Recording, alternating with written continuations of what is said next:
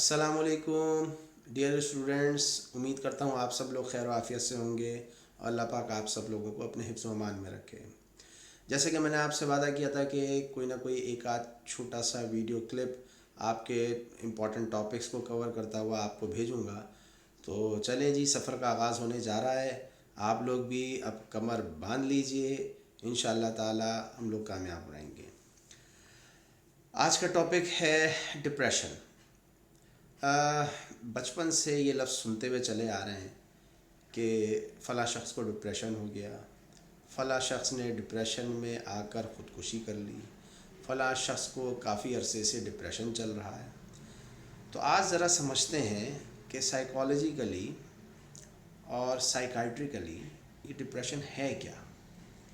اگر میں یہ بات کہوں کہ انسان کئی موڈز کو فالو کر رہا ہوتا ہے اپنی پوری زندگی میں، تو یہ بات بالکل ٹھیک ہے، اور وہ مختلف موڈز کبھی خوشی کے ہوتے ہیں، کبھی غم کے ہوتے ہیں، کبھی غصے کے ہوتے ہیں، کبھی ناپسندیدگی ہوتی ہے، کبھی کسی چیز میں اختلاف ہو رہا ہوتا ہے۔ الغرض انسان مختلف موڈز زندگی میں طاری کرتا رہتا ہے، اور یہ سب چیزیں ڈپینڈ کر رہی ہوتی ہیں سچویشن پر، کہ کس سچویشن سے وہ جوجھ رہا ہے، کن لوگوں سے وہ گفتگو کر رہا ہے اور انٹریکٹ کر رہا ہے، کن سے تعلق رکھ رہا ہے اور اپنے تعلق کو کہاں تک لے کے جانا چاہ رہا ہے۔ اور اس سارے پس منظر میں اس کی اپنی ایک شخصیت بھی بہت معنی رکھتی ہے، جس شخصیت کے ماتحت وہ اپنے حالات اور واقعات کو ڈیل کر رہا ہوتا ہے۔ تو ڈپریشن بھی کچھ ایسی ہی صورتحال ہے کہ یہ ایک نارمل موڈ ہے اور انسان کو اس کو فیس کرنا ہوتا ہے۔ فرض کریں اگر آپ کی کوئی قیمتی شے نظروں سے اوجھل ہو جائے، فرض کریں آپ کا موبائل ہے، آپ کا پرس ہے، تو آپ پریشان ہوتے ہیں، اور اگر وہ نہیں ملے تو آپ مایوس بھی ہونا شروع ہو جاتے ہیں۔ تو یہ ایک طریقے کا ایک ڈپریشن ہی ہے، لیکن یہ صرف وقتی طور پر ہوگا۔ اگر وہ چیز مل جائے تو آپ اس ڈپریشن سے واپس آ جاتے ہیں، یا پھر آپ کے اندر صبر پیدا ہو جاتا ہے، اور کہتے ہیں کہ جس نے صبر کر لیا تو اس کے تو درجات بلند ہونے ہی ہیں۔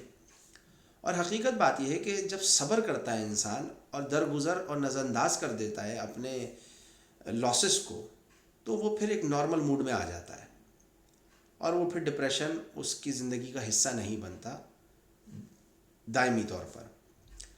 یہ صرف وقتی طور پر ہوتا ہے، اور اس سے ہم سب نے جوجھنا ہوتا ہے۔ یہ موڈ آئے گا، ٹھیک؟ اگر یہ موڈ آئے اور چلے جائے تو ہم اس کو ڈپریسو النس نہیں کہتے، ہم اس کو ایک طریقے سے ڈپریسو موڈ کہتے ہیں۔ تو یہ بات میرے خیال سے آپ کے سمجھ میں آئی ہوگی کہ وقتی طور پر اگر کوئی مایوسی لاحق ہو رہی ہے اور اس کے چند عرصے کے بعد آپ واپس نارمل حالت میں آ جاتے ہیں، اپنی روزمرہ کی زندگی میں اسی طریقے سے لوگوں کے ساتھ تعلق برقرار کر لیتے ہیں جو پہلے تھا، تو اس کا مطلب ہے کہ وہ ایک نارمل چیز تھی اور زندگی کا ایک چھوٹا سا جز تھا۔ ڈپریشن ایک بیماری کی حیثیت سے اگر سمجھنا چاہتے ہیں تو اس کی شرائط کچھ اس طریقے سے ہیں کہ ایک تو یہ کہ کوئی نہ کوئی فیملی ہسٹری بھی مل رہی ہوگی، ماں باپ، بہن بھائی، عزیز و اقارب، اور خاص طور پہ جو کلوز ریلیشنز ہیں ان میں کہیں نہ کہیں ایک ڈپریسو موڈ مستقل طور پر چلتا ہوگا۔ تو یہ ایک اہم بات ہے فیملی ہسٹری کے حوالے سے۔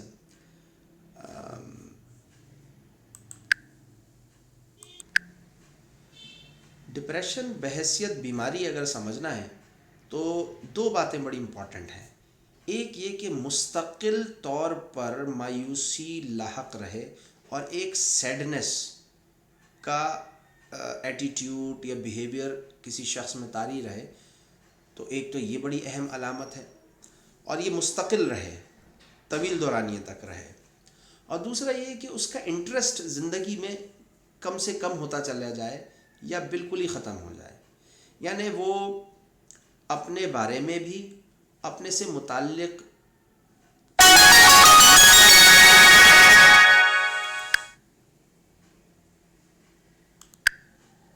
ڈپریشن سے متعلق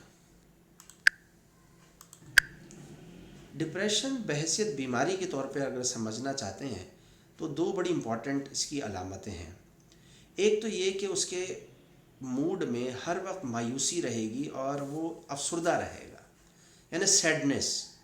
اور یہ سیڈنس بھی ایسی ہوگی کہ کوئی اگر اس سے ہنسی مذاق کرے، کوئی اگر اس سے گفتگو کرے تو وہ ہنسی کا جواب ہنسی میں نہ دے، مذاق کو بہت سنجیدہ لے اور مذاق کا ایک مثبت جواب نہ دے، یا اپنے ارد گرد کے لوگوں سے بالکل بے فکر اور بالکل عاری ہو جائے، اور ضروریات کی چیزیں اس کے دائیں بائیں موجود ہیں لیکن اس میں بھی اس کو کوئی دلچسپی نہ ہو، یعنی ایک عام روٹین کی زندگی اگر متاثر ہونا شروع ہو جائے تو ہم اس کو ڈپریشن کہہ سکتے ہیں. اور آئیڈیاز کی کمی ہو جاتی ہے، یعنی کوئی اچھی سوچ یا ایسی سوچ جو اس کو زندگی میں آگے بڑھائے، ایسی سوچ کی بہت زیادہ کمی ہو جاتی ہے. تو لیک آف آئیڈیاز اور کنٹینیوس سیڈنس، یہ دو اہم فیچرز ہیں ڈپریشن بیماری کے.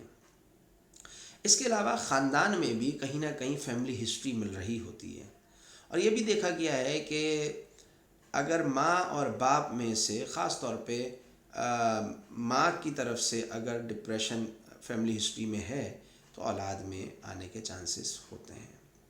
لیکن اگر کوئی ایسا شخص خاندان کا جو ایک بفر کے طور پہ ایکٹ کرے اور اس خاندان میں مایوسی کے بادلوں کو ہٹا دے اور انٹریکٹ کر جائے تو کافی حد تک ڈپریشن جو ہے وہ قابو میں آ سکتا ہے اور آ جاتا ہے. تو یہ اس کے چند اسباب ہوتے ہیں. اس کے علاوہ دماغ میں کچھ کیمیکلز ہوتے ہیں، ان کی بھی کمی اور ان کے ڈس بیلنس سے بھی ڈپریشن طاری ہو جاتا ہے. جیسے کہ سیروٹونن ہے، سیروٹونن کا بہت زیادہ چرچہ ہے اور اس پر بڑی ریسرچ ہوئی ہے. تو کیمیکلز اور یعنی نیورو ٹرانسمیٹرز کا امبیلنس یہ بھی دیکھنے میں آتا ہے، اس وجہ سے بھی ڈپریشن ہوتا ہے. میجر لائف چینجز یہی ہیں کہ نیگیٹو اور particular stressful events can trigger depression. یعنی اگر کوئی مایوسی کی سوچ پہلے سے طاری تھی اور کسی خاص واقعے سے وہ مایوسی طاری ہوئی تھی تو اس کا ذکر یا اسی جیسا واقعہ اگر دوبارہ پیش آ گیا تو یہ ڈپریشن دوبارہ سے طاری ہو جاتا ہے اور پھر اس میں اضافہ ہو جاتا ہے. کسی چاہنے والے، کسی کلوز فرینڈ، کسی لو پارٹنر، کسی ریلیٹیو کی اگر موت واقع ہو جائے تو اس سے بھی ڈپریشن طاری ہو جاتا ہے.